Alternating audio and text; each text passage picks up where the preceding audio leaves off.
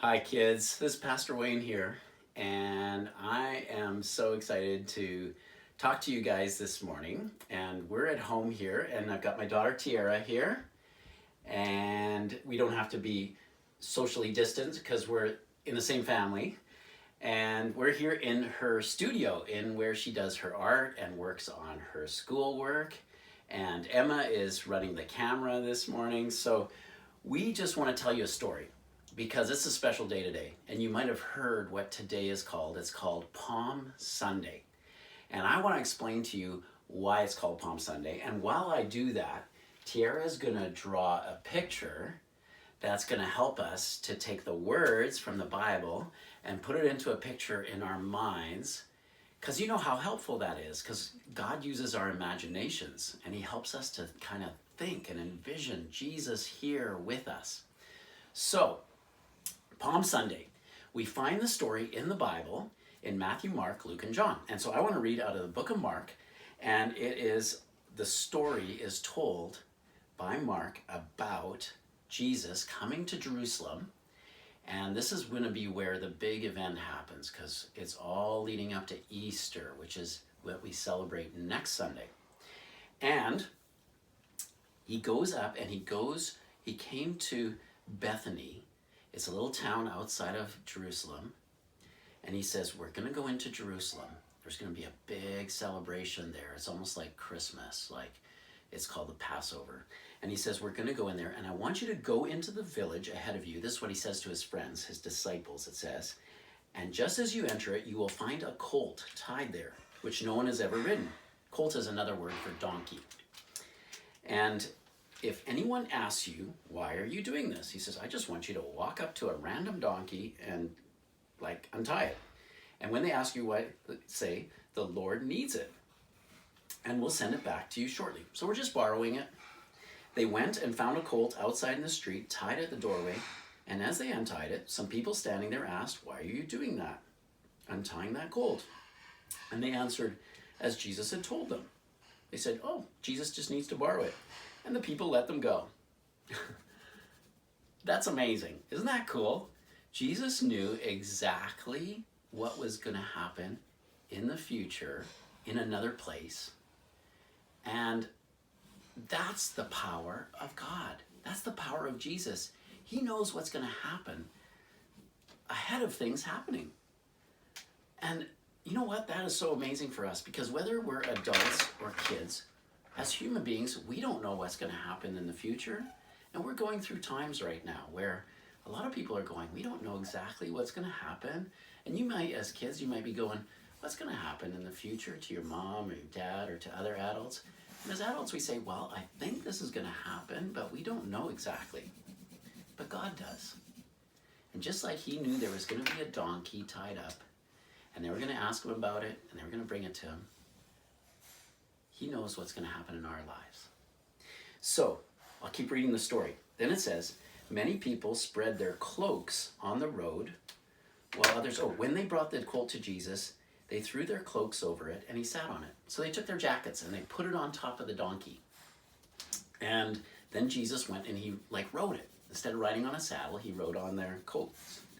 And it says, many people spread their coats, that's their jackets, on the road, while others spread branches that they had cut in the fields.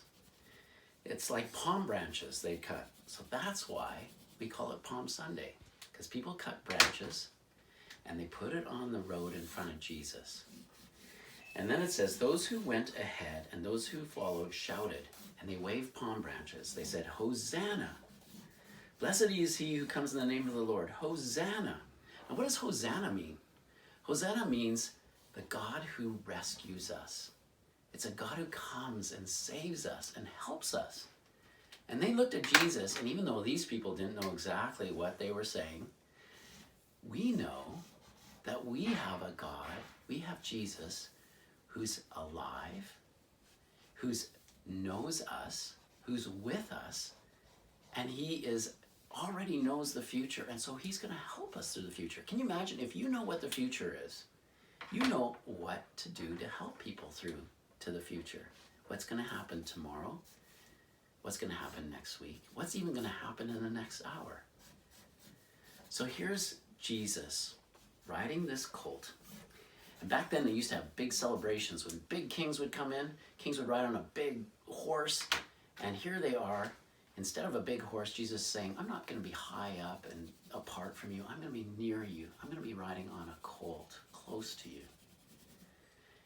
And instead of like having balloons, and you know when you do like a birthday party or something, you go woo, and you play those things. Back then they would cut branches, and that's how they would celebrate. And they would wave them, the palm branches. You know what I think is so cool? Here's another part of the story.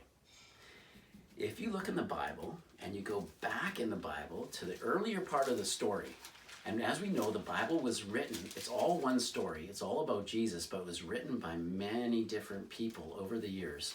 400 years earlier, there was this guy named Zechariah, and he writes in the book that's named after him, in the part of the Bible that's called Zechariah, this is what he says, okay? Now think about this. He lived 400 years before Jesus, and this is what he writes. Rejoice greatly, Jerusalem. See, your king comes to you, righteous and victorious, lowly and riding on a donkey, on a colt, on the foal of a donkey. 400 years before, Zechariah, because all of the Bible is written by God putting thoughts in people's minds and then they write it down. God put this thought in his mind. 400 years from now, Jesus is going to ride into Jerusalem on a donkey. And that's exactly what happened.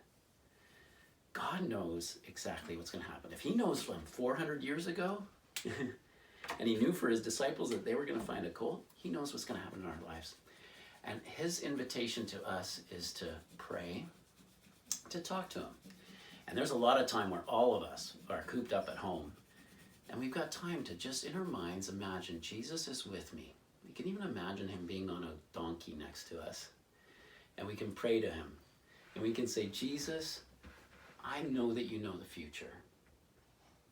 You're walking beside me. Can you help me through? Looks like we're done the picture. Let's take a look at it. Isn't that cool? We got a little donkey. We got the coats on top of the donkey. They used to have brightly colored coats and stuff. And they had palm trees. See all the palm trees along on the road? And you can imagine Jesus is riding on that donkey. He's close to us.